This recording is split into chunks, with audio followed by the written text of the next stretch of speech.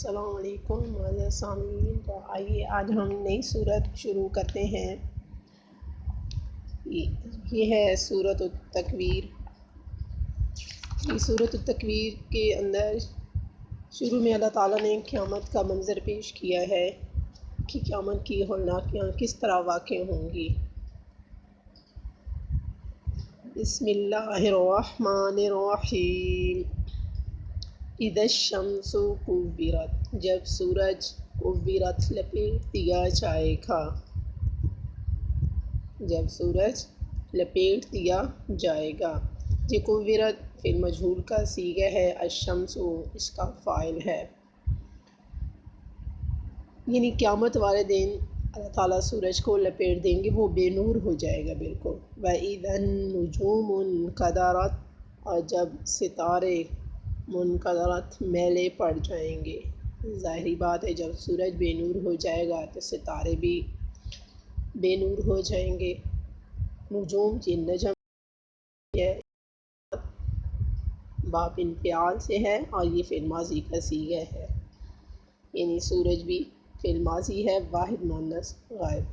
وَإِذَا الْجِبَالُ، اور جب پہاڑ سُيِّرَتْ چلا دیے جائیں گے، پہاڑ بھی اپنی جگہ سے ہٹ جائیں گے۔ جبال یہ جبل کی جمع آتی ہے، یہ اسم ہے۔ سُيِّرَتْ فعل مجہول کا صیغہ ہے، فعل ماضی مجہول کا، واحد مؤنث غائب سے۔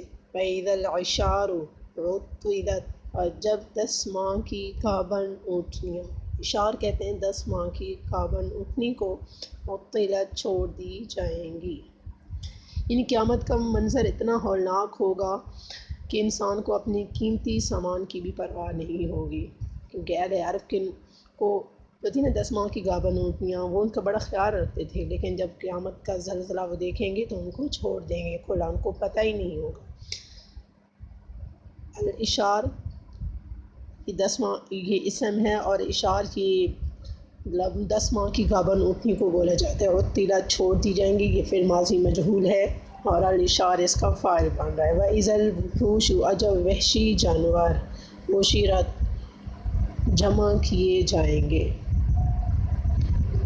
یعنی اتنا زلزلہ اتنا خوفناک ہوگا قیامت کا کہ انسان اور جانور یہ سارے مطلب اکٹھے ہو جائیں گے، ان کو ایک دوسرے سے کوئی خوف نہیں آئے گا۔ جیسے چند سالوں پہلے ایک سیلاب آیا تھا تو اس میں جو جانور تھے نا وہ اور مطلب یہ سانپ وغیرہ تھے اور انسان ایک ہی پھٹے پہ تیر رہے تھے، تو انہیں کوئی ایک دوسرے سے ڈر محسوس نہیں رہا، تو وہ اپنی مطلب افراتفری میں تھے سارے۔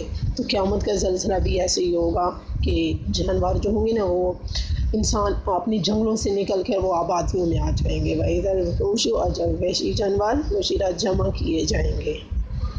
حُشِرَتْ فعل ماضی مجہول کا صیغہ ہے اور وحوش یہ اس کا فاعل بن رہا ہے۔ وَإِذَا الْبِحَارُ، اور جب سمندر سُجِّرَتْ جھونکے جائیں گے، سمندروں کو بحار یہ باہر کی جمع آتی ہے، سُجِّرَتْ فعل ماضی مجہول کا صیغہ ہے، البحار اس کا فاعل بن رہا ہے۔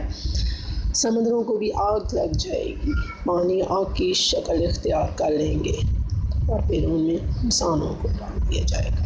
وَإِذَا النُّفُوسُ، اور جب جانیں زُوِّجَتْ جوڑ دی جائیں گی۔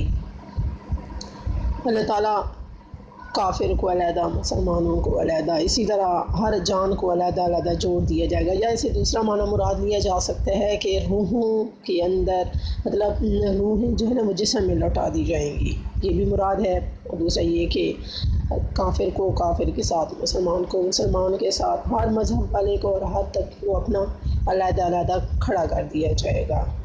نفوس یہ نفس کی جمع آتی ہے، زُوِّجَتْ فعل ماضی مجہول کا صیغہ ہے، واحد مؤنث غائب کا صیغہ ہے۔ وَإِذَا الْمَوْءُودَةُ، اور جب زندہ دفن کی ہوئی لڑکی سے سُئِلَتْ پوچھا جائے گا۔ موعودہ اسم مفعول کا صیغہ ہے، زندہ دفن کی ہوئی۔ سُئِلَتْ فعل ماضی مجہول کا صیغہ ہے، واحد مؤنث غائب سے۔ قیامت والے دن اللہ تعالیٰ اس سے بھی پوچھیں گے، بِأَيِّ ذَنبٍ قُتِلَتْ، کس گناہ کی وجہ سے قُتِلَتْ تو قتل کی گئی۔ بِأَيِّ یہ حرف استفہام ہے، کس ذنب گناہ کو بولا جاتا ہے، یہ بھی اسم ہے کیونکہ اس کے آخر میں تنوین آ رہی ہے۔ قتل فعل ماضی مجہول کا صیغہ ہے، با جارہ ہے۔ اللہ تعالی ہمیں بھی قیامت کے آنے سے پہلے قیامت کی تیاری کرنے کی توفیق دے. جی اپنے سبق کو یاد رکھنا ہے کل تک کے سبق کے لیے. اللہ حافظ.